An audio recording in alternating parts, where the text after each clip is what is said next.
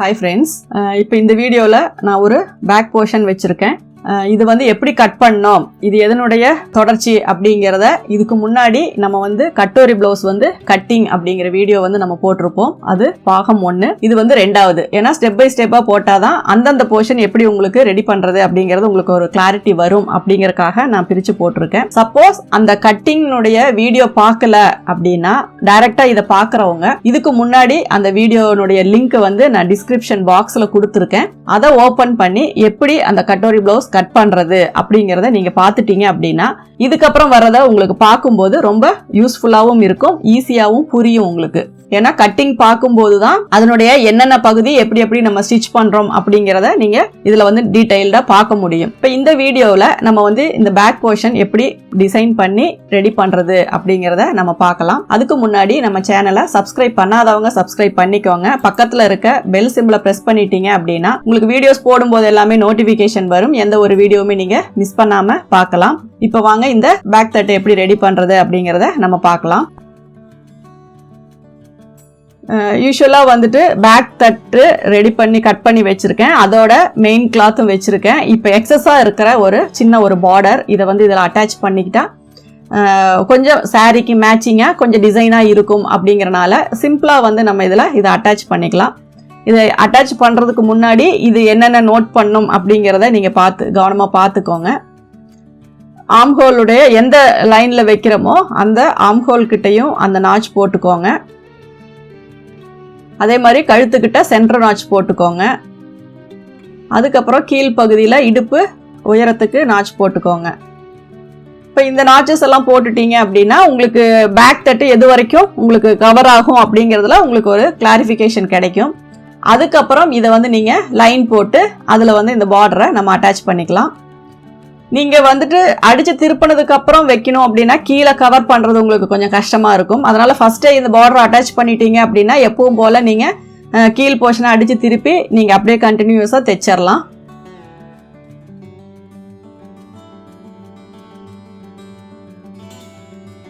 ஒரே பிளைனாக இருக்கும்போது அந்த பிங்க் வந்து நம்ம எங்கெங்கெல்லாம் ஆட் பண்ண முடியுமோ அங்கெல்லாம் பண்ணணும் அப்படின்னா உங்களுக்கு அந்த சாரீக்கு கொஞ்சம் டிஃப்ரெண்ட்டாகவும் பார்க்கறதுக்கு நல்ல லுக்காகவும் ஒரு டிசைன் வந்து உங்களுக்கு கிடைக்கும். இது சிம்பிளான டிசைன் அப்படின்னாலும் பார்க்கும்போது உங்களுக்கு ரொம்ப அட்ராக்டிவாக இருக்கும். இப்போ இதை வந்து நான் 2 இடத்துல வந்து இந்த பிங்க் பார்டரை வந்து நான் யூஸ் பண்ணியிருக்கேன். ஏன்னா நிறையா பேருக்கு வந்து ஒன் சைட் பார்டர் வேஸ்ட்டாக தான் போகும். அந்த பார்டரை எப்படி நம்ம இதில் வைக்கிறது அப்படிங்கிறத நம்ம பார்க்கலாம். நான் ஃப்ரண்ட்டில் நெக்கு ஷோல்டர் பகுதியிலையும் ஒரு பிங்க் இது அட்டாச் பண்ணியிருக்கேன். அதே மாதிரி பேக் சைடில் மீதி வர்றதை நான் இதில் அட்டாச் பண்ணியிருக்கேன்.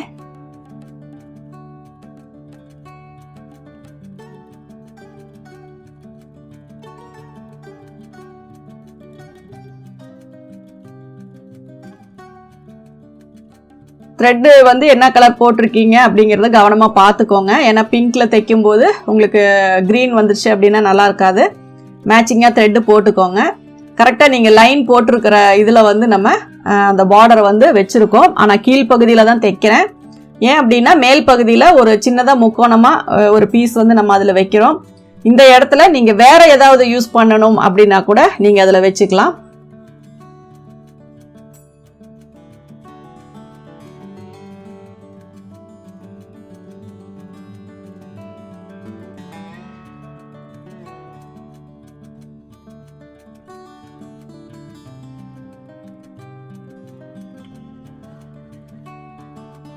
இப்போ இதில் ஒரு 4 பீஸ் மட்டும் போதும். ஏன்னா நம்ம பேக் வந்து விசிபிளாக தெரிகிற இடத்துல மட்டும் இதை வச்சா போதும். ஆம்ஹோல் சைடும் தேவையில்லை, ஆப்போசிட் சைட்லேயும் நமக்கு தேவையில்லை. இதை ஒரு முக்கோணமாக மடித்து உள்ளே வச்சு நம்ம தையல் போட்டுக்கலாம்.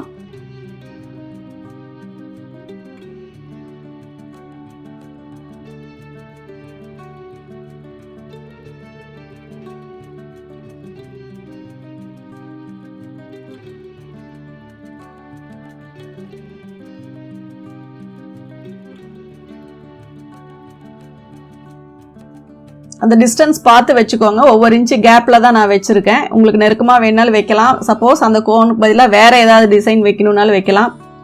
உங்களுக்கு எப்படி பிடிக்குதோ அந்த மாதிரி நீங்கள் அதில் அட்டாச் பண்ணிக்கலாம். ஒரு 4-5 அந்த அளவுக்கு தான் உங்களுக்கு தேவைப்படும். ரொம்ப மேலேயும் நமக்கு தேவையில்லை. அது வந்து ஆம்ஹோலுக்கு பேக் சைடில் உள்ளே போயிடும்.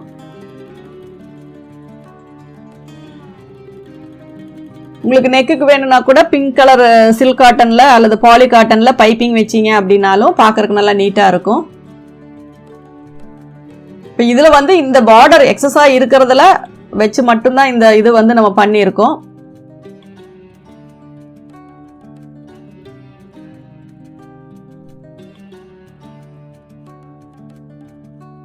ஒரே அளவா வேணும், அதுக்கு தகுந்த மாதிரி நீங்க ஃபோல்டிங் வந்து கரெக்ட் பண்ணிக்கோங்க.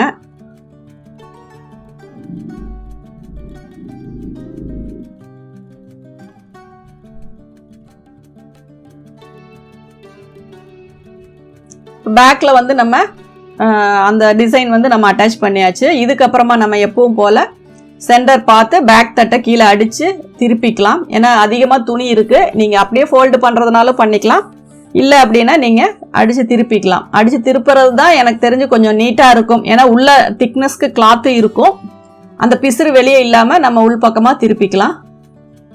கரெக்டா அந்த சென்டர் வந்து பார்த்துக்கோங்க. நெக்கினுடைய ஷேப் வந்து நமக்கு மாறாம கிடைக்கணும் அப்படின்னா ஷோல்டருக்கு சென்டருக்குள்ள கேப் வந்து நமக்கு கரெக்டா வரணும். ஒரு பக்கம் 2.25னா ஆப்போசிட் சைடு 2.25 வரணும். அந்த அளவுல வித்தியாசம் வந்துச்சு அப்படின்னா உங்களுக்கு நெக் ஒரு பக்கம் இழுத்துட்டு போற மாதிரி இருக்கு அப்படிங்கிற கம்ப்ளைண்ட் வரும். அதனால அதை வந்து கரெக்டா நோட் பண்ணி அதுக்கப்புறமா நீங்க அதுல வச்சு தையல் போட்டுக்கோங்க. படிமான தையல் போடுறேன்.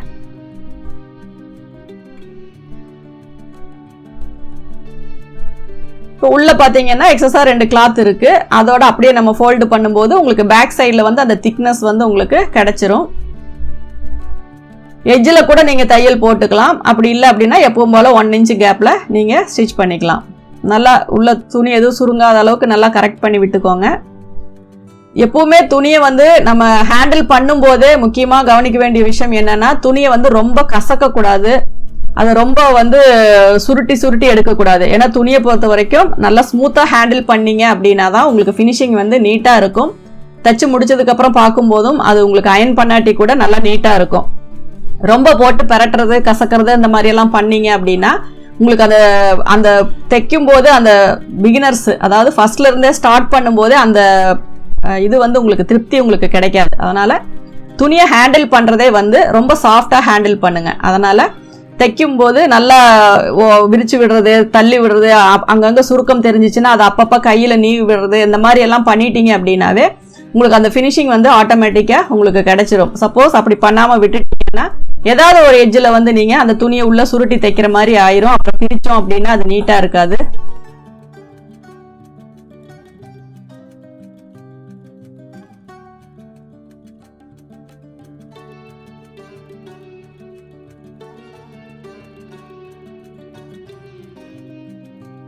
எப்பவும் போல சைடு ஸ்டிச் பண்ணிக்கோங்க.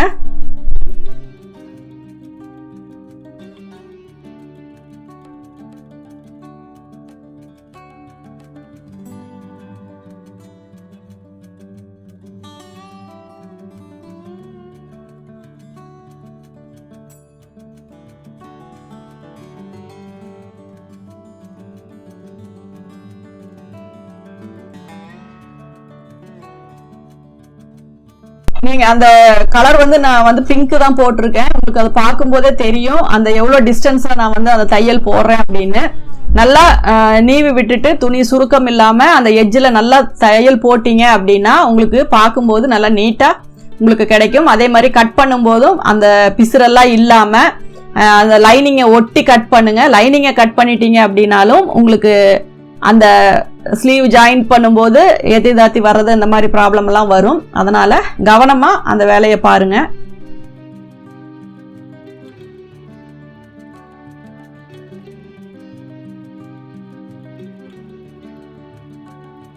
இப்போ இந்த பேக் போர்ஷனை பொறுத்த வரைக்கும் நம்ம ரெடி பண்ணியாச்சு. இப்போ இதுல உங்களுக்கு டாட் வந்து இதுக்கு மேல நீங்க ஆல்டர் பண்றதுன்னா என்ன ப்ராப்ளம் வரும் அப்படிங்கிறத நான் நோட் பண்ணி காட்டுறேன்.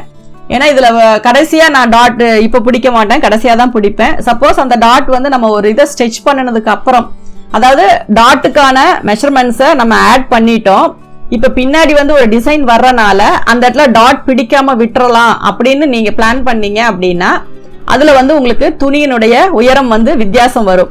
அதாவது சைடு ஜாயின் பண்ணும்போது அது என்ன ப்ராப்ளம் வரும், எப்படி அதை கரெக்ட் பண்ணுறது அப்படிங்கிறதையும் இந்த இதில் வந்து நான் உங்களுக்கு சொல்லித்தரேன். இப்போ இதில் வந்து அந்த இடுப்பு சுற்றளவு மட்டும் மார்க் பண்ணி நீங்கள் லைன் போட்டு வச்சுக்கோங்க. அதுக்கப்புறம் ஃபர்தராக அடுத்த வீடியோவில் நம்ம ஃப்ரண்ட் ஜாயின் பண்ணி சைடு க்ளோஸ் பண்ணும்போது உங்களுக்கு அதில் என்ன மாதிரியான ஷார்ட்டேஜ் வருது அப்படிங்கிறதையும் நம்ம அதை கவனமாக பார்த்துக்கலாம்.